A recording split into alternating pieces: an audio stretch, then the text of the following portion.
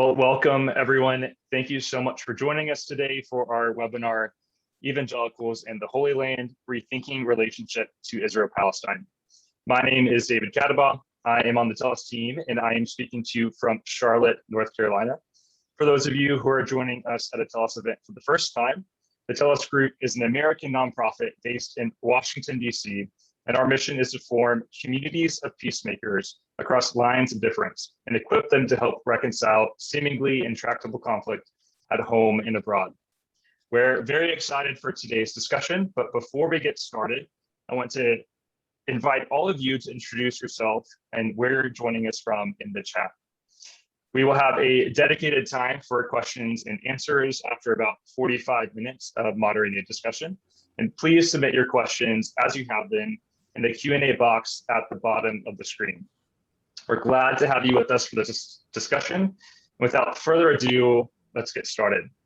Todd Deathridge will moderate today's discussion, and I'd like to turn it over to him now. Thanks, David, and thanks everyone for joining us tonight. Our topic of conversation is rethinking the American Christian relationship with the Holy Land. Many Christians care deeply about modern Israel. Some see events that transpire in the Holy Land as fulfillment of prophecies, and they view support for Israel as a divine mandate. Others note the way these theologies ignore the humanity and desire for justice and freedom of Palestinians, including Palestinian Christians, while also undermining Jewish concerns for security and legitimacy by making the conflict harder to solve. These Christians are asking, is there a way to heed Jesus' call to be peacemakers and honor the need for all the people of the land, Jews, Christians, and Muslims, to live with freedom, security, and honor dignity? How do we support all the people of the land in the ways that recognize and address the asymmetries of power that exist there? So these are big and important questions, and to talk about them, we have some big and important people tonight, some guests and friends of ours at TELUS, and we're going to ask our friends Lisa Jernigan and Rob Dalrymple to join us in conversation about these things. So let me start by introducing them. Lisa Jernigan is an advocate for global change through peace building. She's the co-founder and president of Amplify Peace, which promotes the principles of peacemaking to create positive change. Amplify focuses on the flourishing of women in leadership development, and she lives in sunny Phoenix, Arizona.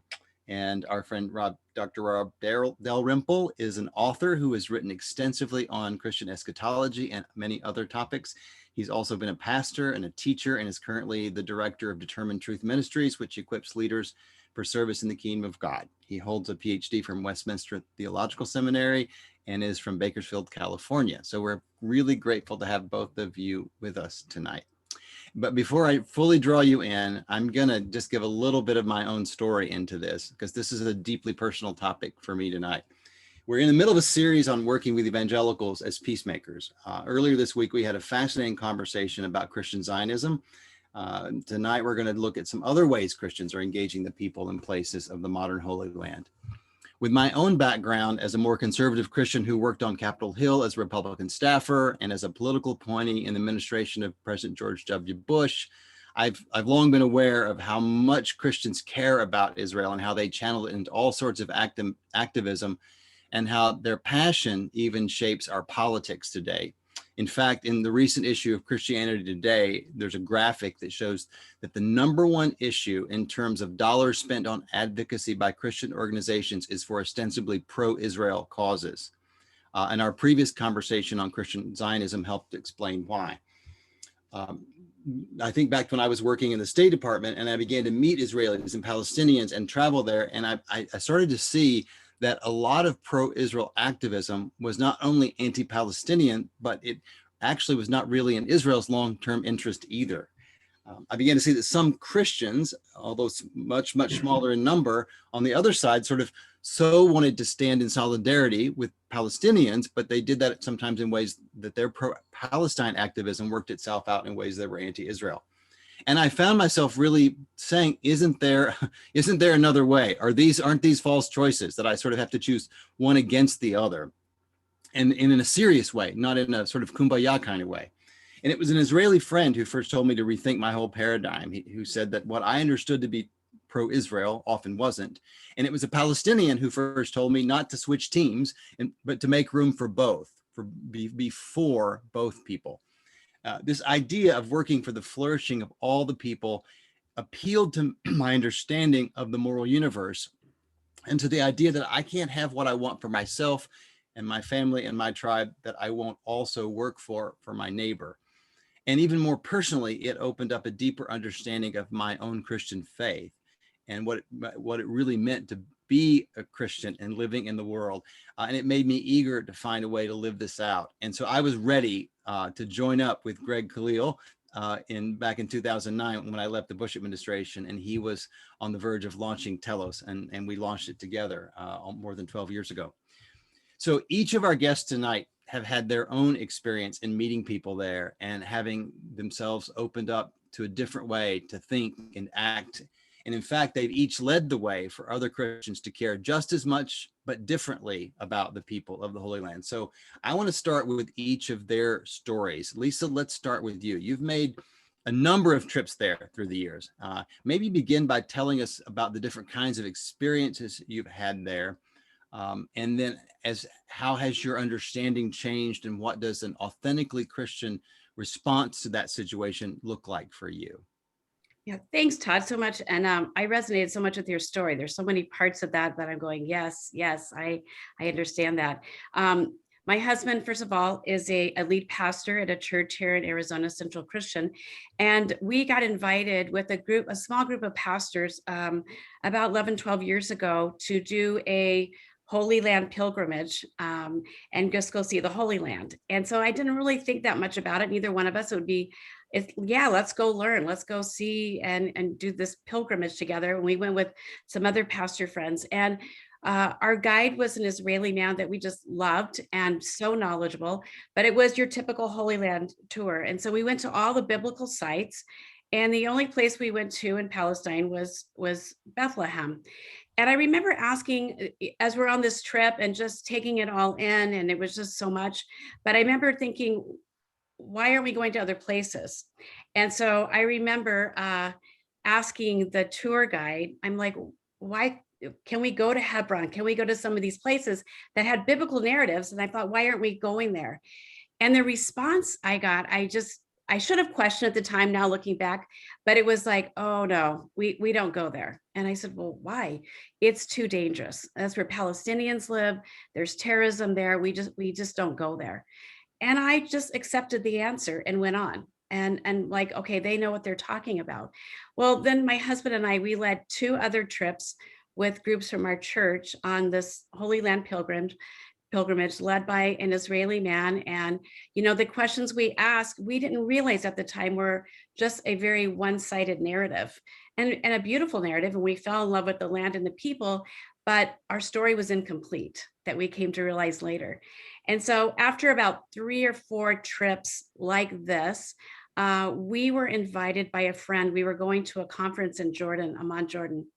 And this friend said, you want to spend about 3 or 4 extra days, and we can just go right across and we can go spend time in Palestine. We can go spend time in Bethlehem.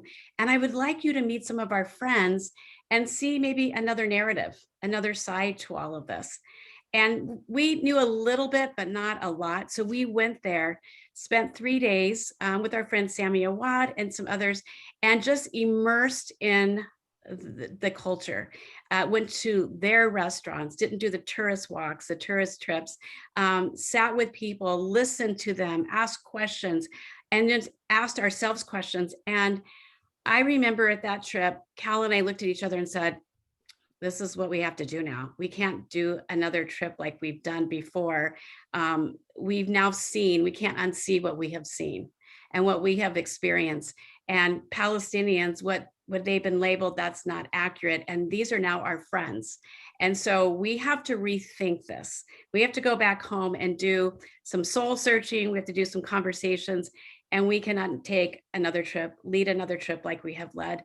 And so just through a lot of asking questions, and we didn't know what questions to ask on the first few trips because we didn't understand that it was incomplete. And then that's what led me to a Telos conference where I met you and Greg, and I heard of these Telos trips, and I'm like, I have no idea what a Telos trip. I was so new to the whole narrative.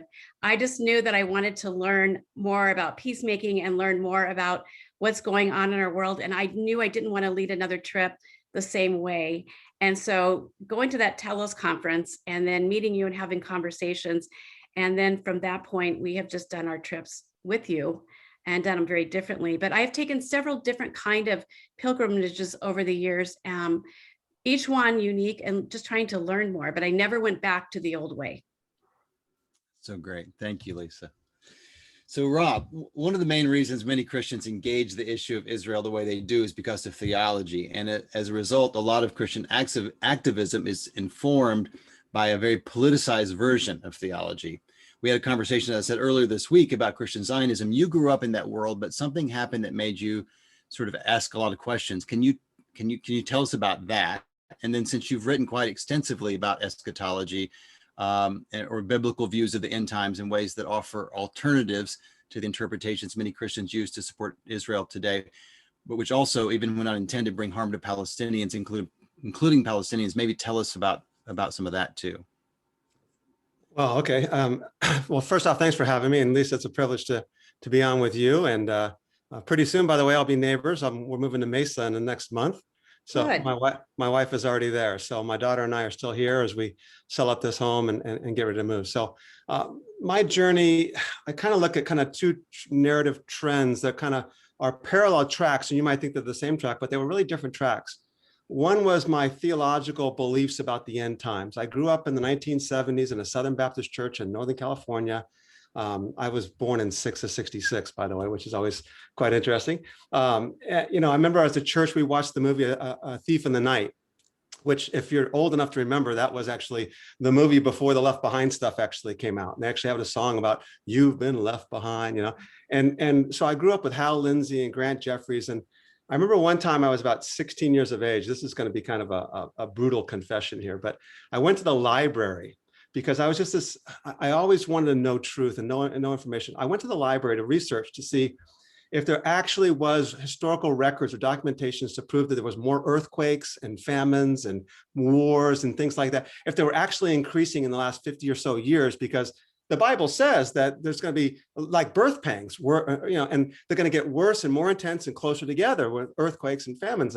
And I think that actual moment right there was the first step where I started to begin to question things, because even though you don't kind of find a whole lot of this at a library, I began realizing, earthquakes and wars have kind of always been going on.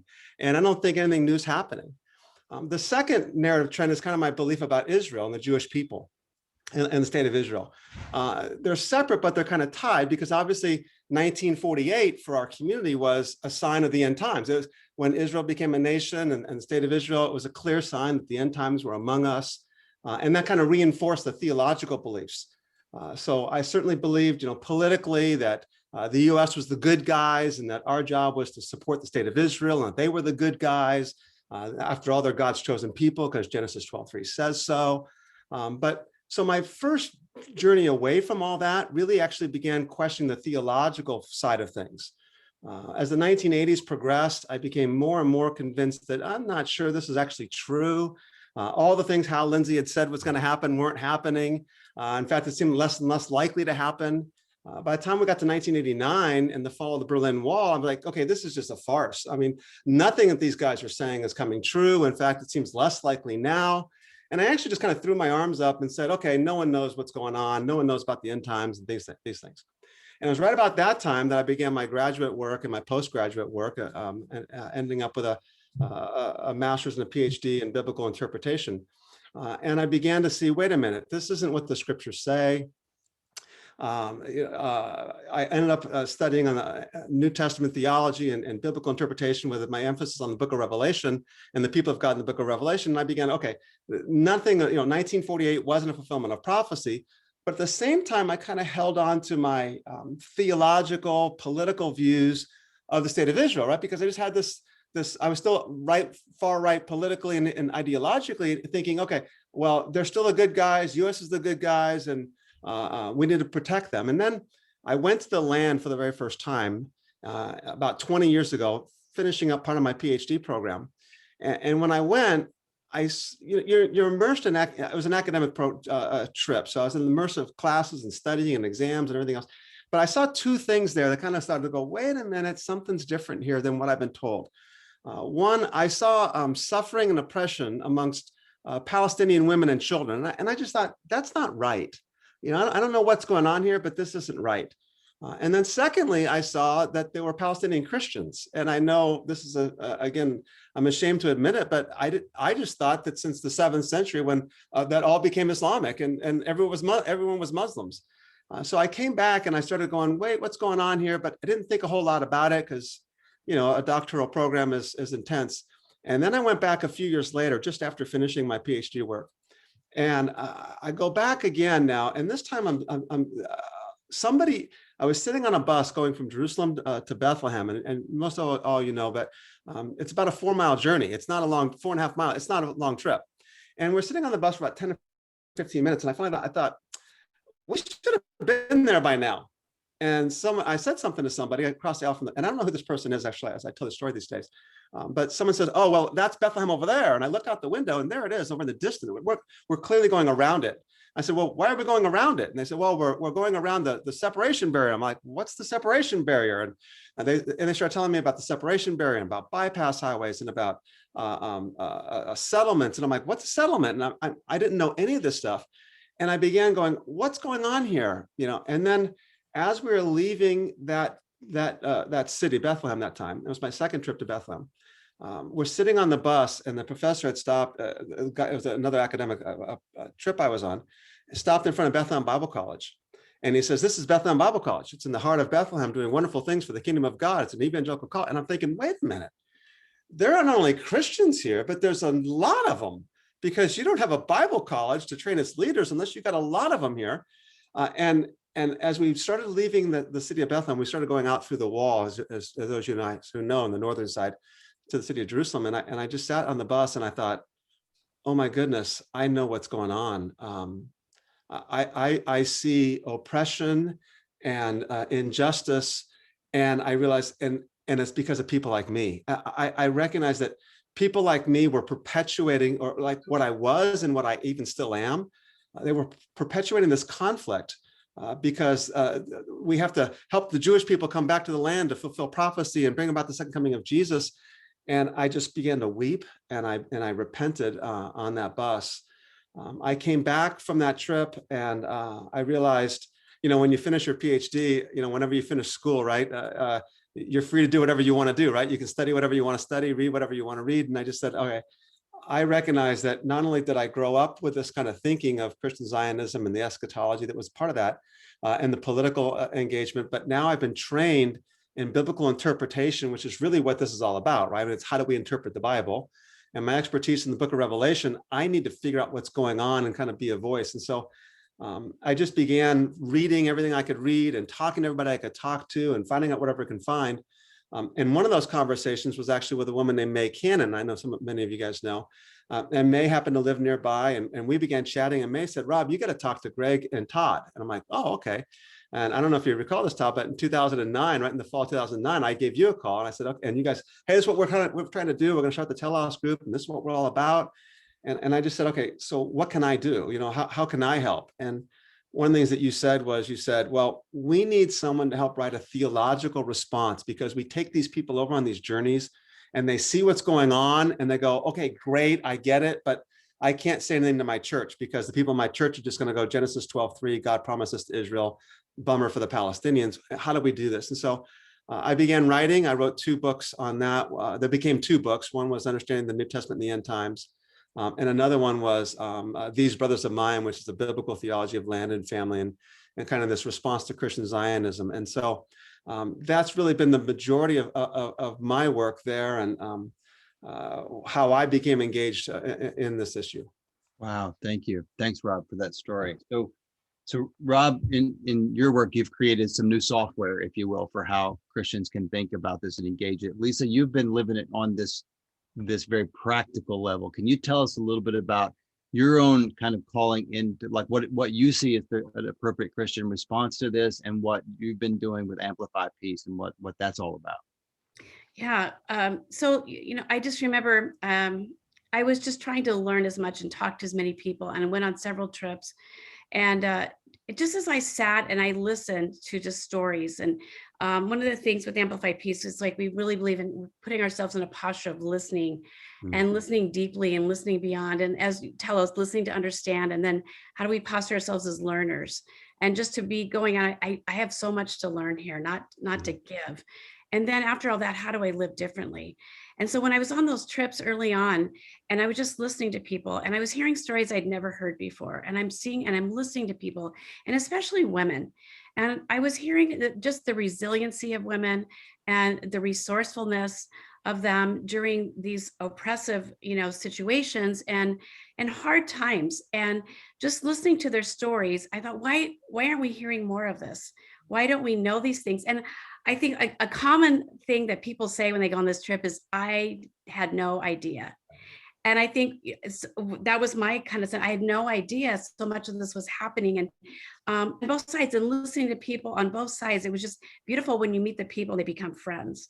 And so how do we help people build bridges of friendships? How do we start planting seeds to really to be able to listen to each other? And so on these trips and just traveling into other places in the Middle East and even in Africa and listening to these stories, I realized we need to amplify these voices of peacemakers there that are doing the hard work. They don't have the freedom to get in a bus and drive away at the end of the day like we do. They live there. This is their life. What can we learn? What can I learn from them? And so it kind of led to a journey of got to do something. So what does that look like? And I think we all leave there going, oh my gosh, I got to do something, because I can't just turn this off. I know something now, and I'm responsible. When I see something, I'm responsible. And just led to, through the lens of peacemaking, how do we truly amplify the voices of those we haven't been listening to? And so many times we start at the top. We listen to people at the top of any organization, of anything, and the heads, but how do we start even at the bottom and listening to the people, the voices we wouldn't normally be listening to or normally hear? And so that was one of the things that we just do. Who should we be listening to? Who has not been in the narrative? Who has not been seen? Who has been omitted? And so who do we need to go to? And so through that lens is just forming Amplify Peace, to amplify those voices, and especially the voices of women. And we just we seek to just educate and train and immerse through what you're doing, and then to launch peacemakers to go back home into their own communities, to see their own communities differently. Because it's one thing to go over there and you get disrupted. And I remember early on, Sammy Awad had said to me, Lisa, you can't come over here and fix this. This is not yours to fix, but you can go back home and you can help fix things there. You can help shape policies that are affecting us, that we live with. You can go and just tell stories to people there of what you've seen and what you've experienced and who we are. And so that really compelled and propelled me to go, okay, how do we put something together that we can really invite people into dialogues and just kind of shut down the debates? Everybody's having a debate, like you were talking, Rob, these opinions we've all had. We don't even know where they've come from, these belief systems. And that's one thing I realized. I didn't even realize where some of these belief systems that I had that have been so ingrained for years in my growing up. And so I had to give myself permission to go, I need to kind of strip down some of this, some of my beliefs, some of my theology, and rebuild it through the lens of Jesus and a peacemaker. And what does that look like? Where you hold, like you talked about, Todd, how do we hold two people groups, two narratives, without going one is right and one is wrong? How do we hold both and honor both and respect both? And I just think, on a Telos trip, do such a great job of, one night you're eating a Shabbat dinner with an Israeli family, and the next night you may be sitting in the West Bank with a Muslim family having dinner and hearing two completely different stories that are beautiful, and they're their truths. And so what do we do with that? And so I think it's, just important to, and that's what I love the work that we get to even do together, is how do we help people navigate into these conversations that are respectful, that are mutually beneficial? And so that's kind of what propels me, that I can't look back anymore. Yeah, and you have it. And so Lisa has come back, and she's been such a guiding force for us. I mean, she came back after a few of these trips, and she said, okay, we have other issues too we have to learn about here at home, and we have to apply these same principles if we're going to be, authentically living this out. And so she encouraged us, and she got in a van with Greg and another guy who works for Jordan and a couple other friends, and they just started driving around the American South, scouting out sort of partners and friends, and kind of a nascent Telos trip that helps sort of tell our own American story in a different kind of way. And so it's a program we've already sort of softly launched, but we'll be more formally launching later this year, that Lisa was very involved from the ground floor in both encouraging us to do it and then just helping us figure out how to create it. And she's been, you've traveled to other places in the world too. I know you've taken your Amplify groups into other different conflict areas around the world. I want to bring us back to then the sort of idea of what does an authentic Christian response look like if it's not some of the things that we've talked about in our own estimation. If we've kind of said, no, that's not what I see is the way that I feel called as a Christian to live this out. I don't see that that's working in ways that allow for the flourishing of all. Jesus said, "Blessed are the peacemakers," but to a lot of folks, the words peace and peacemaking sound either really naive or very anemic. How do you think about the work of peacemaking and about what Jesus said? What do you think he was? What was he getting at there? What does it mean to you to be a peacemaker? Who are you asking? Either of you, yeah. You both got something to say on it, so take turns. Go ahead, Rob. You go first, please. Okay. That's such a good question, because peace sounds so peaceful, but peacemaking is pretty brutal at times. And it is not, it's a very active word, and engaging and being willing to have the courage to engage in messy dialogue and seeking to find the injustice. And peacemaking is breaking chains of oppression and injustice. And so you're in the middle of this, and that's what Jesus did. He went into it. He didn't run away from the hard stuff and the injustice. He leaned into it. So I think that's our challenge. How do we lean into it in a respectful way, but a courageous way that says we stand against the injustice, and we're gonna, first of all, we have to see it and recognize it and own it, and then what is ours to do with that. And not just walk away and deny it. And that's really hard, because a lot of times when we go into those places, we first see the injustice in our own lives. And so peace starts within our own selves first. And so it's a journey of going inside. And that takes a lot of courage, because it's easier to look out around and go, somebody should, or we should.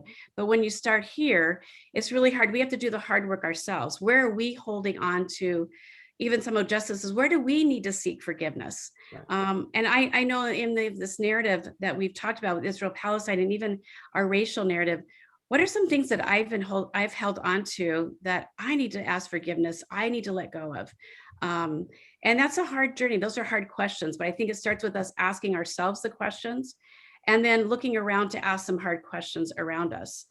Who's invisible right now? Who has the power? Are they using that power in a way that benefits all? Or are they using that power in a way that only benefits one side? And then being willing to have those hard conversations and being able to step into those places. And, one of the interesting things I've been really kind of learned, because being in Arizona, we have a lot of Native American communities and tribes and people. And I've been really engaging and listening to some of those voices. And I have a really good friend, her name is Sunbird, that has taught me so much about this and listening as a peacemaker. And I've been so disrupted because I've learned things that I've been complicit in this. And I see the church being complicit in this. And so I have to own it. And we've had some really beautiful conversations. They've been hard, but they've been so good. Is moving along, because I think we need to engage through the lens and the heart of Jesus. And that's what Jesus sees. And weep with those who weep, and be willing to, through the lens of love and empathy, just go into these narratives. That's so good. I mean, and one of the things that many folks in this call will know is that over the last year, Telos has released something we call the principles and practices of peacemaking. Maybe David or Sharon can put that in the chat somewhere for folks to, if you don't have that information, but 6 principles and 6 practices. And it's interesting, Lisa, how many of them you've touched on, even in the things you've said tonight about listening to understand and holding to truth's intention, and the centrality of self-interrogation, and the way in which justice and peace are so intricately linked together. And you don't, you don't get to actual peace unless you actually deal with issues of injustice. And so those are all just beautiful things that I love to hear you talk about those things.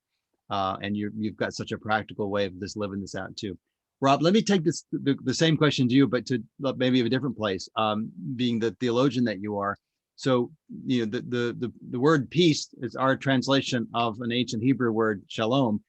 And so if you're going to make peace, you have to have some understanding of what you're making, and you're sort of there's something connected to shalom in that, right? So maybe help us understand what peacemaking is in that way, from a biblical perspective, as you see it, and what it looks like then to live that out, whether we're engaging in the Israeli-Palestinian conflict or America's relationship with that or other issues. Yeah. See, when you take like blessed are the peacemakers from the Gospel of Matthew, and you even if you isolate that beatitude from the rest of the beatitudes, you're kind of missing a little bit of what's going on. And Lisa actually kind of summarize all the beatitudes really well. But then you go from the beatitudes and you go to the larger context of what Jesus is talking about in the Sermon on the Mount and what's Matthew's objective in the whole Gospel of Matthew. And what you realize is that this is part and parcel of exactly what the kingdom of Jesus looks like. The kingdom of Jesus is the fulfillment of God's promises throughout the Old Testament of what the kingdom was supposed to look like. And it was a kingdom predicated on justice and righteousness. And the fundamental essence of justice and righteousness from an Old Testament perspective, and then wrapped up by Jesus in the New Testament, is that everybody has at least what they need. There's equality in terms of at least that the needs are met. Another way of defining it would be that righteousness is when things are the way they ought to be. And justice or injustice is when things aren't that way. So Jesus comes along and says, hey, look, I'm bringing the year of Jubilee, which is this restoration of land back to everybody who has land. And so the things can be the way they ought to be. And so when you look at the Beatitudes, and Jesus says, blessed are the peacemakers, you can't separate that the seventh beatitude from the other seven. I believe there's 8 of them. You take the first 3 beatitudes, and blessed are the poor in spirit, blessed are those who mourn, and blessed are those who humble. It begins kind of as Lisa was framing it, with this recognition that things aren't the way they ought to be, that there is injustice, and that I weep at that, I mourn at that, and I recognize even my own role in that, especially as a white male American, right? I recognize, hey, I'm complicit in this, and that's kind of what happened to me on that bus when I began to weep, going, I'm responsible for this. And you see the racial injustices that are happening in our country, and I realize I'm actually responsible for this, and so it begins with this attitude of responding to justice in grieving and mourning. And then Jesus says, okay, look, now I want you to pursue righteousness and justice. And so blessed are those who hunger and thirst for righteousness, and blessed are those who are merciful, and blessed are those who are pure in heart. And so we begin to pursue it. But then the next beatitude then becomes, well, and blessed are those who actually advocate for and actively seek peace, right? Blessed are the peacemakers. But we can't separate some, and you said something about this at the beginning, Todd. The last beatitude then is, blessed are those who are persecuted. The reality is that when we do advocate for this, that the response is going to be those who are in power aren't going to like it. Because, I mean, if you think about it, injustice is ultimately the reality of some people have power. And that power is at the expense of somebody else. They are benefited, they are comfortable, whatever it is, at the expense of somebody else. And as soon as you speak out about injustice, you're speaking to those who are in power. And when you do that, those who are in power aren't necessarily going to like it. And so there will be this response of being persecuted as a result of that. So when we begin to understand this from a kingdom context, and let me say one more thing about that, will be the kingdom that Jesus brings about. Jesus radically distinguishes from the kingdoms of the world. And he tells his disciples, look, the kingdoms of the world do things this way, but not so among you. And what the kingdoms of the world do is they use power, they use military might, they use stepping on the other person to kind of get ahead. And Jesus says, that's not the way it's going to work among you. And Jesus demonstrated what that looks like. Then we quote, the first shall be last shall be first. We kind of throw it aside, but what Jesus says, I'm going to demonstrate what that looks like by dying for the sake of the other. And now I want you to take up your cross and follow me and die for the sake of the other, right?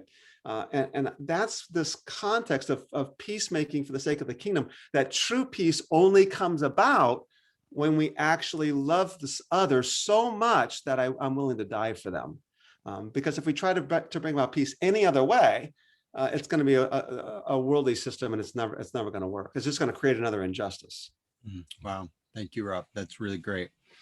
Well, as you both know, and as folks on this call know, at Telos, we aspire to be pro-Israeli, pro-Palestinian, and pro-peace. working for security, dignity, and freedom for all the people of the land.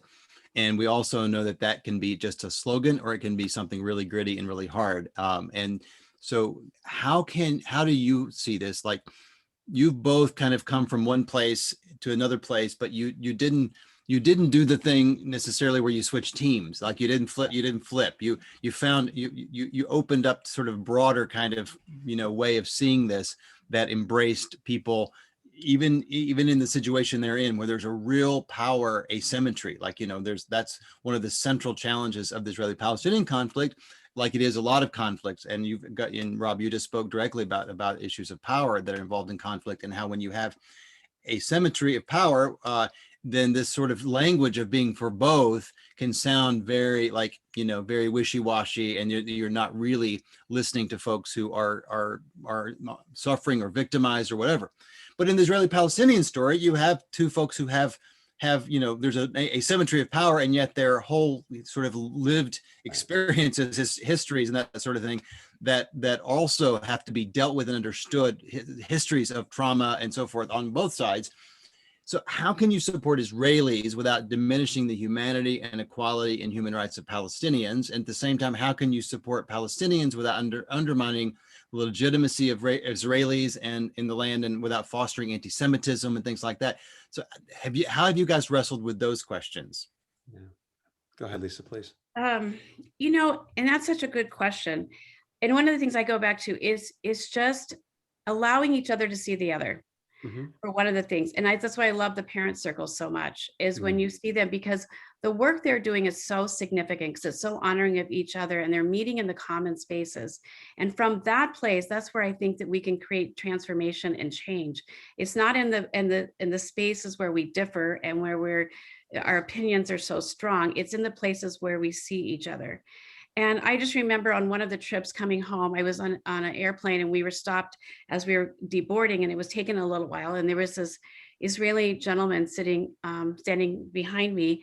And so he was asking about my trip and what we did, and us telling a little bit about it. And then I asked him what he was doing, and he was coming home. He lived in New York City, had taken his family, they moved there to Israel. Well, in the course of the conversation, it was apparent that he was living in a settlement, because he's talking about how secure he felt with his kids, and his kids could run around, and he's doing all this. And then he asked me again another question, like, where's a place that you guys that really impacted you? And I gave a place in Israel, and I gave a place in the West Bank.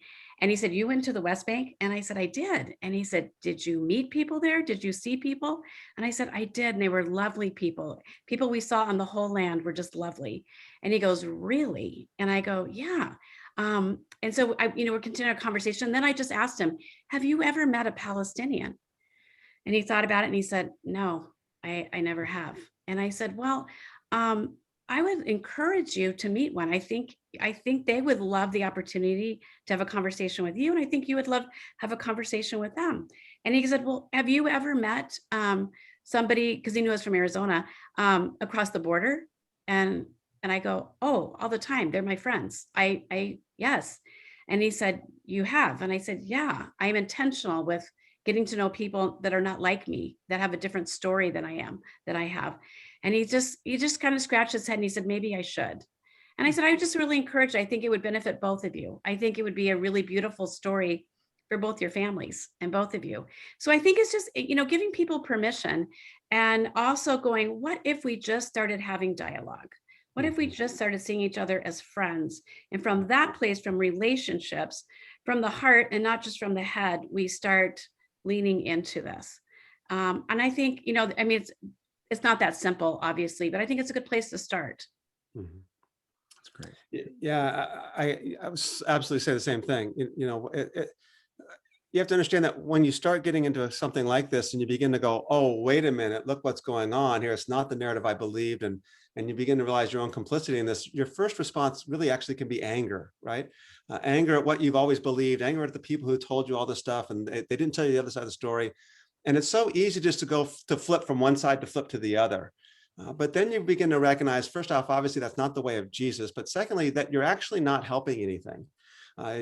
Solving one conflict by creating another conflict doesn't actually solve anything, right? In the long run. I remember Father Shakur on one of the Telos trips we took, and we're sitting with Father Shakur, and he told our large group, and he said, look, if you came here to become pro-Palestinian, he said, just go home, because you're not going to help anything. You're not going to solve this problem. So the first thing I'd say is that the fact that, being a peacemaker the way of Jesus then is to love even your enemies to the point that what you're willing to die for them, means that you get to know who they are, you get to understand them, and you understand the human dignity that is on both sides of the wall. When you go on a Telos trip or things like that, and you sit in an Israeli home, and then you sit in a Palestinian home, and you meet Jews and Muslims and Christians, and you begin to go, hey, you know what? They're just actually kind of like me and my wife, and they want to raise their kids in peace too. And they want to know that their kids aren't going to be aroused in the middle of the night and take ill. And they also want to know that their kids aren't going to be blown up on a bus tomorrow going on their way to school. And it begins to humanize the situation. So I think that's the only way. And when you hear their stories, you begin to realize, hey, they believe a narrative because of what's happened to them. And these guys on the other side believe a narrative because of what's happened to them. And then you can begin to say, okay, now what does resolution and peace and justice actually look like? Yeah. I'm going to push in a little bit further than this with both of you on this, because that's really, really good stuff. So Lisa, you mentioned something about Sami Awad, who's a sort of well-known Palestinian nonviolence activist in Bethlehem, said something to you about don't try to fix us, but go back and fix yourself. But in doing that, fix the way that Americans intervene here, because your intervention actually makes a lot of this, the reality that we live with, possible and perpetuates it. And Rob, you said something about, weeping on the bus after leaving Bethlehem, seeing your own complicity as an American in that. And what I heard you both saying is the fact that, this conflict's not ours to fix, and we can't fix it, but we're a party to it as Americans, because we do project a lot of our resources and power into it in a lot of different levels, at the official policy level, at the level of giving, and in all sorts of ways that we're connected to what's happening there. And in doing that, we're helping to sort of perpetuate a system that is not working for anybody. And that's the word we haven't mentioned yet, but that's Israel's occupation of the Palestinian, and so that whole idea of occupation, which again is, it's a fraught word, but it's the lived reality for Israelis and Palestinians, but for Palestinians. And my point in that is that it's so pervasive in the way Palestinian lives are controlled. But it's actually very corrosive of Israeli society too. It's actually, no one's benefiting from this in the long run and in deeply important ways, but there is a lot of benefit the way it's working out for some right now versus others. And there's this real asymmetry. And so how do you think about, it's so critical that we humanize people and let people understand, stories on both sides and all that. And then also, how do we deal with the fact that there's systemic issue that is a huge impediment to, you can only get so far in humanizing people and in building relationships when you have this power imbalance that you have right now.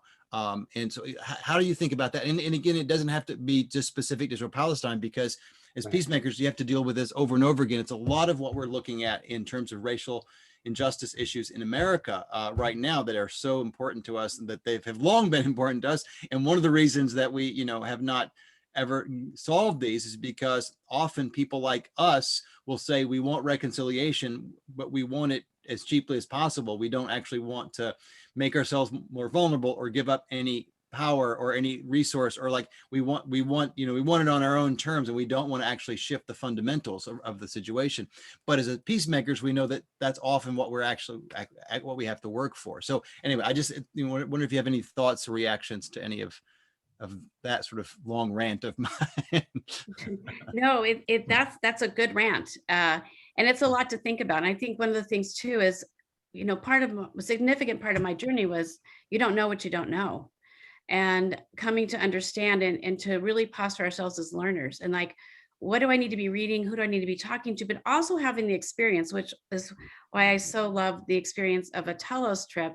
And I know not everybody has that opportunity to do that, but how do we engage people in dialogue and asking the questions that doesn't put them on the defense, to know where did that thinking come from? We have to ask our own. I had to ask myself that, where did that thinking come from? And realizing where it came way back, and why would I still hold on to that? And so I think engaging people in the conversation, that will be those that don't want to, because it will disrupt them. It will affect things that they've held on to. And, even, Bible teachers, when you start getting into this with the Israel-Palestine narrative, they've been teaching something and they don't want to hear that maybe something they've been teaching is possibly not correct theologically. And so that becomes this tension to be managed. But I don't think we give up. I think we lean in with love, we lean in with respect, but we just keep leaning in and keep learning and keep inviting people into those space, because what we do does affect so much of the policy that is affecting that. And I think, one of the challenges for me is I can't afford to look the other way. And I think in terms of generational impact, because what the seeds we're planting today and the things we're doing today are going to impact the generations, our children, our children's children, for generations. And I'm so grateful for some of the people before me that have led the way in the way of peacemaking, that we get to join in with them and continuing the work. Yeah. So I think, even if we don't see, and it's frustrating and you're like, does this really make a difference? It makes a difference, and generations will hopefully tag on to the work and the seeds that we plan to continue to water, that so that we can create a better world going forward, and to show our children they're watching. Yeah. And Rob, before you answer, I just want to mention that we do have a ton of time left, so I would love to get to see if anybody has questions. So if you have, just want to remind folks, if you have a question, feel free to put it in the Q&A function at the bottom there, and we'll get to those in just a minute. So yeah, Rob, go ahead. Yeah, just to add on to that this is kind of the nature of justice work and of the church, and it goes back to the Beatitudes and everything else, that it begins by recognizing my own culpability, my own complicity, by weeping at injustice and mourning and grieving over that, recognizing that I'm poor in spirit too, and only then can we begin to do the work of justice. And then when you begin to read Jesus through this lens of, here's this guy who lived under occupation. He lived in the heart of injustice. And then what's intriguing is the Gospel of Luke. So the Gospel of Luke is written to apparently this man named Theophilus, who might well have lived in Rome and who was probably a member of the elite in Rome. And here Luke is very direct, and he's saying, look, this is the way the kingdom is. The kingdom of Jesus is this kingdom that overthrows power, that overthrows structures of injustice. And here's Theophilus going, okay, what do I do with this? Because as soon as I accept what Luke is telling me, then every system I have that brings me this advantage is gone. And that's kind of the way that power works. The way that power works is the fact that I benefit from this. And that's why you have, I think, so much resistance in white America with the racial injustices, because it's like we drop these narratives that kind of denies our own complicity. So there's no racism because I'm not a racist. And then I can turn my head and my eyes away from looking at the injustices. Oh, women don't suffer because I'm nice to my wife. And so there's no injustices there. And so we have to stop and say, wait a minute, have I adopted a narrative that has justified my position or my theology, which ultimately justifies my power, my comfort, my security, my wealth, and in doing so, compromise the gospel, right? I mean, the fundamental essence, this is what I find so intriguing, the more and more I think about this and write about this, is that the fundamental essence of the gospel is that we deny ourselves and acknowledge that Jesus Christ is Lord, right? I mean, that's what it means to become a Christian. But for so many people, that's like the end of the gospel, right? You deny yourself to become a Christian. But Jesus says, deny yourself and follow me. And as Luke's version says, daily. That, in other words, it's this reality of following Jesus is this daily, cross-bearing, self-denying, lovingly sacrificial life for the sake of the other. And that means I'm willing to dismantle narratives and systems that I've constructed or that I've allowed to be constructed around me that allow oppression against somebody else. Mm-hmm. That's good. Thank you both. Thank you both. That's really great.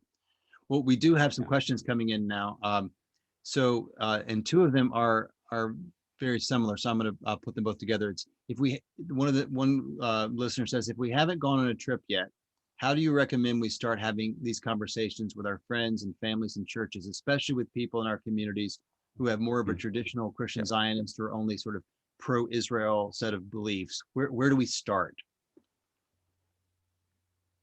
Go ahead, ahead, Lisa. No, you go Okay. ahead. You're good. You're All safe. right. Go ahead. Yeah, yeah, really simple. Go find people in your community. Go meet Arabs and Palestinians and Jews and just go sit and talk with them and hear their stories. That's that's the fundamental way to break down these walls, is to simply just meet people that are on the other side there, or meet people like Lisa, myself, and others, and invite us to come in and speak, and just kind of in a soft way, just kind of begin to tell some stories of our experiences. Have Sammy Awad come out, have meet with these people, and just kind of begin to hear their stories with repentance and contrition, but certainly making sure that the stories are reflecting both sides, because if they're not reflecting both sides, you're going to find resistance. Yeah. And I'd also say, just start asking questions, Yeah. and asking questions of the power questions, even who has power, who doesn't, what is the injustice you would see? Is this, just from the lens of Jesus, what does Jesus see when he looks at this? And that's a different question than what I see. Yeah. And I think those are both really good answers. And I think it's one of the things that's important to remember, that this is a complicated issue. There's a lot of complexity to it, and the facts of the case really do matter. But almost nobody has ever been argued into a new position on something they care deeply about. We do change our hearts and we change our minds, but it's usually not because people bombard us with a set of facts. It's usually out of relationship and out of experience and out of stories and that sort of thing. So I think your inclinations to go to those places are really an important insight for people. That's how people begin to open up, is through stories and relationships, way more than just because they believe these things and you've said, well, no, that's wrong and this is right, and that but you have those things and you have an experience like you talked about in Bethlehem, Rob, and then you're like, all those facts that report into me are called into question suddenly, right? There's another question in the chat, and this one is asking us to comment on the Biden administration and the changing policies. And what effect, if any, might this have to benefit the opportunity for listening, sharing, and learning? Either of you want to speak into that? I mean, I think Todd's more the expert in the room than either Lisa or myself well, are. I don't know. I mean, the Biden administration is still revealing what its plans are, and even its staffing. It has yet to name an assistant secretary of state for the Middle East, or an ambassador to Israel, or that sort of thing. It has signaled that it plans to do some things differently. It has already restored some funding streams to Palestinians, including to the reconciliation and people-to-people programs that were mentioned tonight, like the Parent Circle, but also some other streams like healthcare and things like that, and other funding for refugees. Those are back online now. And it's definitely, I think it's clear it's not going to make Israel-Palestine a top priority. It seems from everything that I can see that the Biden administration's priority is pretty much focused on domestic issues, the pandemic and other domestic projects that it's trying to push through Congress and so forth. And foreign policy will be dealt with as it is required. But I don't think that it's seeing an opportunity to do something bold on Israel-Palestine. But I do think it's going to try to shift gears into a different relationship with Israel and Palestine, particularly with the Palestinians, versus the way the Trump administration engaged there.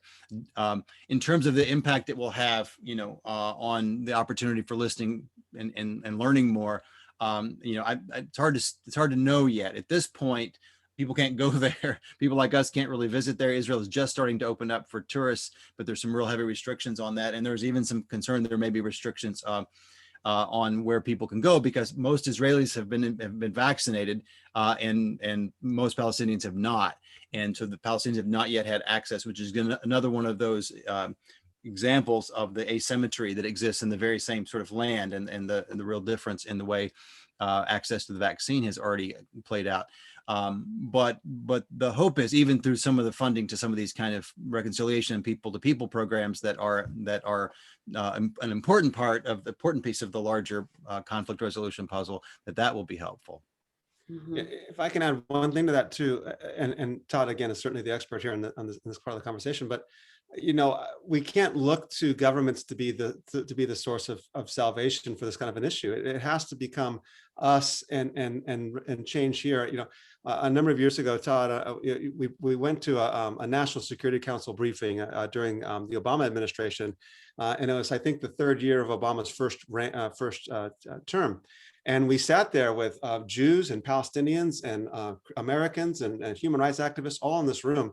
And they sat there and told us basically that the U.S. government's not going to do anything. And we said, what do you mean it's not going to do anything? And I remember as I walked out of that meeting, and every single one of us that was there, whether we were Israelis or Palestinians or Christians, Muslims or Jews, we were all flabbergasted at the fact that the U.S., who has such a powerful hand in this issue, was simply not going to do anything. As I walked out, we had to walk out through these security things there. And I walked out right next to Bishop Ronnie Crudup, and who's a very good friend of Telos. And I said, Bishop, what do you do with that?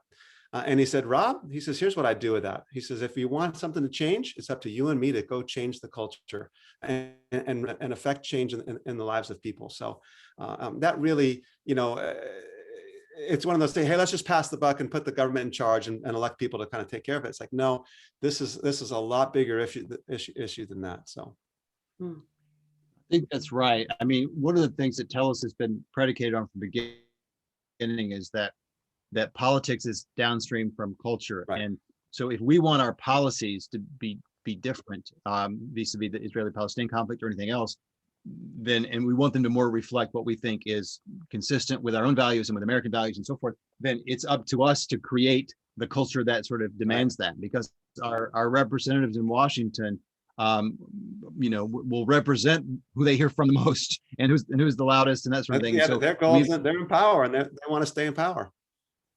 Right. And so we've got to create the cultural shifts that we need. We've got to tell better and truer stories, and we've got to organize ourselves, and we've got to speak into those moments, and we've got to encourage our elected folks to do things in a way that actually would allow for the two sides to have a better shot at solving their conflict. And again, it would address issues of power asymmetry, as we've talked about before, in ways too. So I think that's a really important part of this too. Yeah. Well, I have one last question for you guys, and it's just something I think that we all might benefit from. Who are some of the folks that you're learning from about how to live as peacemakers? And Christians, non-Christians, I know you're both well read and you've thought a lot about these things, and you teach a lot of people, but even those who teach also have to continue to learn as well. And I know you're both learners. Who are some of the folks that you're leaning into and learning from in any aspect of this work of peacemaking? I would say, of course, like you said, there's so many great resources and books and people, such as like this conversation. Learning from you two is just invaluable. The one person right now in my life personally that I've really trying to be intentional with, as I mentioned earlier, my friend Sunbird.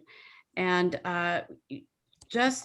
I've learned so much from her in the past year. We've just spent time during COVID when we couldn't get together. We would just have regular calls, and we just developed a friendship of trust and over time. And I had the freedom to ask her questions, and no question was bad or dumb.